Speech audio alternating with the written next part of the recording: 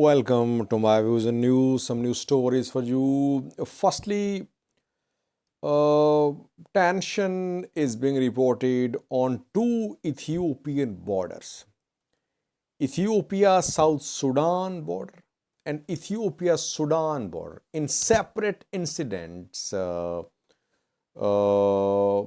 we have received reports about tension in separate incidents between Ethiopian Sudanese forces and Ethiopian and South Sudanese people living in border areas.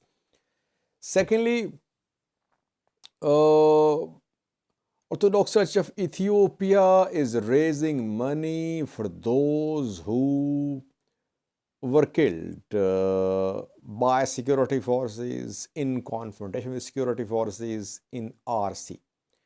And today the church officials helped family members of some who were killed in Shashemene more than a week ago, where there was confrontation between security forces and Orthodox Church followers at St. Michael's Church.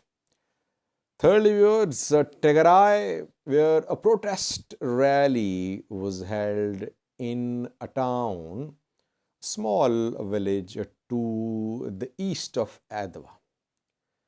The protesters claim that Eritrean military killed dozens of civilians there when Eritrean military was in control of this place a few months ago in the third round of fighting.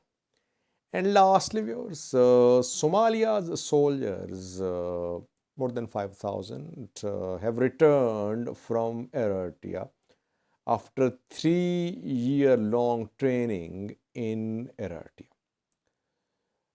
And obviously, they're being trained to fight against Al-Shabaab. Purpose is to build Somalia's army to contain Al-Shabaab.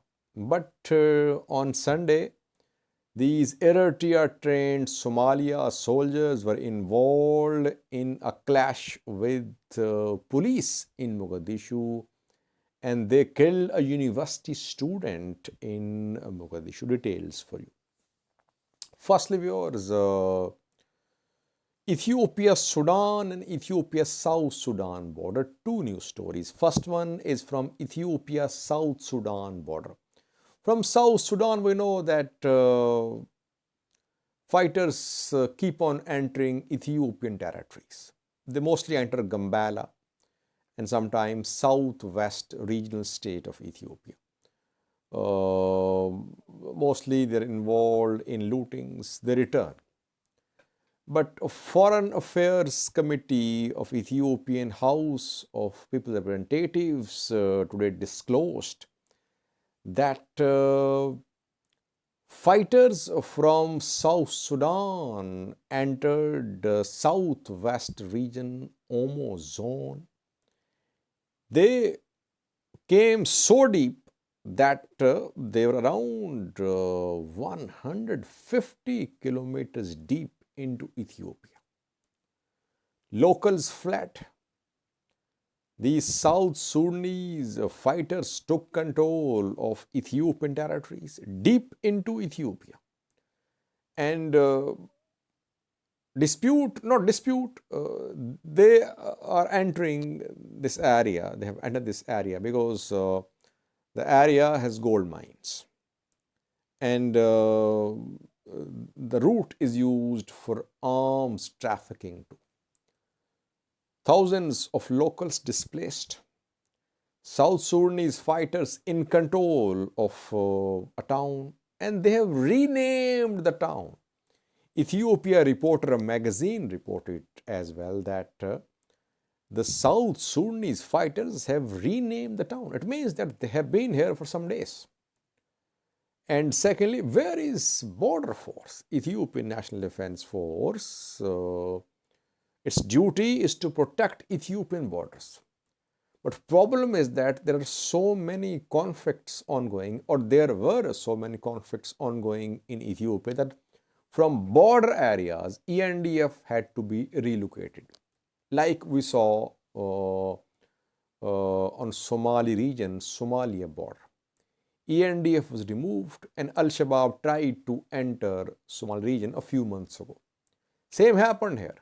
There was deployment of ENDF on South Sudan, Gambela, South Sudan, southwest state border, but ENDF was removed because of the war in Tigray, because of operation against OLA.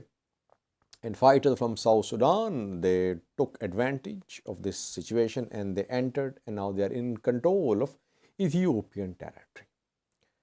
Secondly, viewers, Sudan-Ethiopia border. We know that Ethiopia, Sudan have been involved in a border dispute over Al-Fashaga's fertile lands for years. Internationally, Al-Fashaga is part of Sudan. But it was being cultivated by Amhara farmers mostly. Amhara militia were in control of Al-Fashaga. Then started war in northern Ethiopia in November 2020. Border deployment of Ethiopian forces on border were decreased. Sudanese forces took advantage. They took back Al-Fashaga. 90% of Al-Fashaga is back under Sudanese control. And we have been seeing tensions that now Amhara farmers, Amhara militia members, they try to enter Sudanese territories, Al-Fashaga. They carry out attacks on Sudanese farmers. Sudanese military repels these attacks. We have seen meetings between Ethiopian and Sudanese intelligence chiefs. Al-Burhan visited Amhara region a few months ago.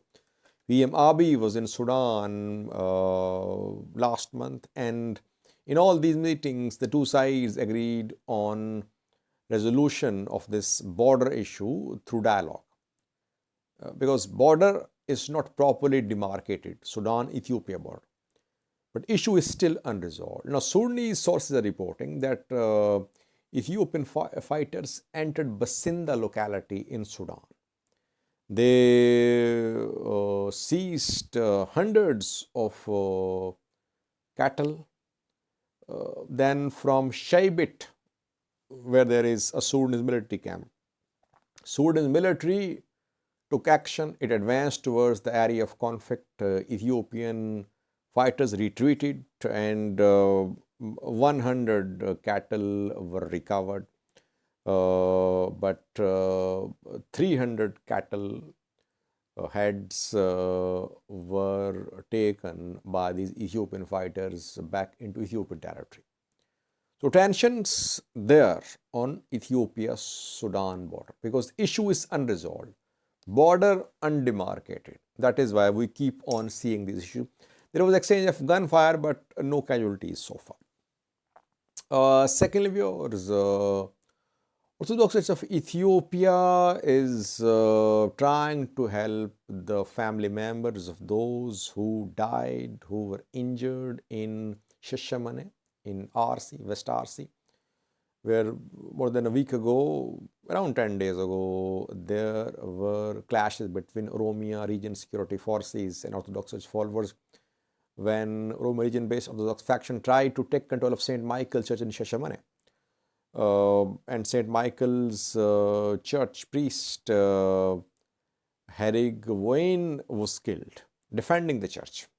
Dozens of other, more than 24 other were killed in Shashemene that day. But Oromia forces dispersed Orthodox followers, and Oromia region-based Orthodox faction took control of that church. Now the two sides have reached an agreement, and church is raising money for the families of those who have been killed in Shashemene. 1 million Ethiopian birds have been raised so far. It was announced by church today. And the church elders today gave 200,000 to the widow of the priest Hareguen, who was killed in Shashemene. I think apart from church, Ethiopian government should also support the families of those who have been killed. Oromia regional government is also responsible for taking care of the families of those who have been killed. But we have not seen any announcement of, I have not seen personally any announcement of assistance for these families from government. Government should announce financial assistance for these families. Church is raising some money. Church is launching a worldwide campaign. An international fundraising committee is being established. And obviously, church can raise money from abroad, lots of money for those who died, who were injured in the confrontation in Oromia region of Ethiopia a few days ago. Fourthly, viewers, Tigray, where a protest rally was held today. It was held in Adwa. Indamariam Shvito is a locality to the east of Adwa city. It is situated close to Adwa to Adigrat road. And residents today took to the streets. They claim that Eritrean military, when it was in control of this place a few months ago, massacred dozens of innocent civilians. They displayed banners, placards with pictures of those who were killed by Eritrean army, allegedly.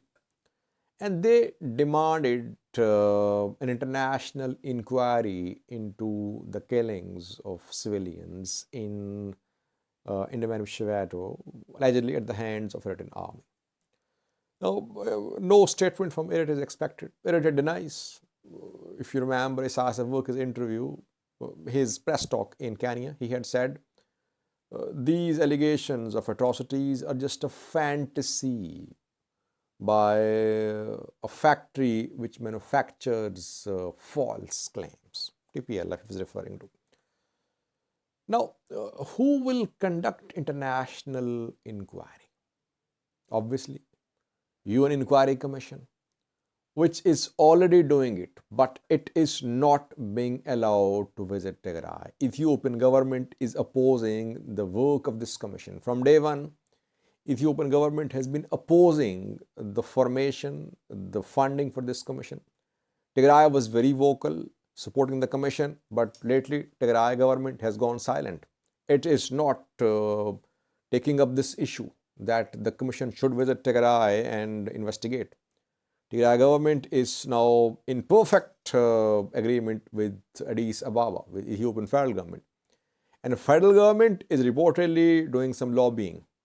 It is preparing to table a resolution at UN Human Rights Council to suspend the work of this UN Inquiry Commission. EU, US, they have been issuing statements urging Ethiopia to give access to this commission. Three-member commission visited Ethiopia a few months ago, but Ethiopian government did not allow it to visit Tigray. The commission returned. And in its report, the commission accused the government of being responsible for deaths of civilians. Let's see, Tigray government should also take a position. If it wants international inquiry into these massacres, if massacres happened, then Tigray government should proactively pursue, it should proactively raise this issue at international level. But TPLF or Tigray government has gone silent. It is not highlighting the issue now. Maybe the two sides, TPLF, Tigray government and Ethiopian government, they have reached some understanding that such investigations should not be encouraged. Lastly, viewers, Eritrea has trained thousands of Somalia soldiers, 3-year-long training. Somalia soldiers have returned to Somalia from Eritrea, though new batches of soldiers are being sent to Eritrea. Those who have returned, they were trained to fight against Al-Shabaab.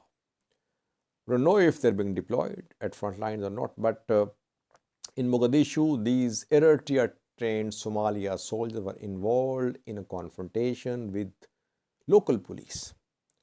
Two members of these Eritrea-trained Somalia soldiers killed a university student in Mogadishu. The incident happened at Bar Oba junction of Mogadishu. People protested, demanding the arrest of the two members of Eritrea-trained Somalia soldiers.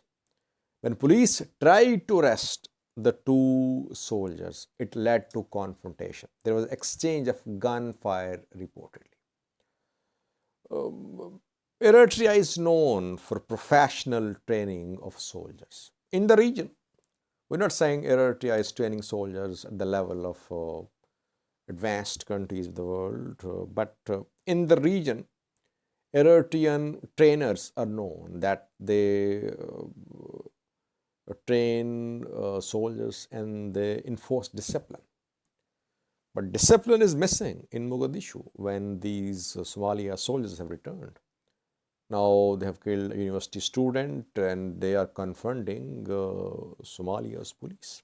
Let's see which role these soldiers will play in the fight against Al-Shabaab. That remains to be seen. Thank you for watching.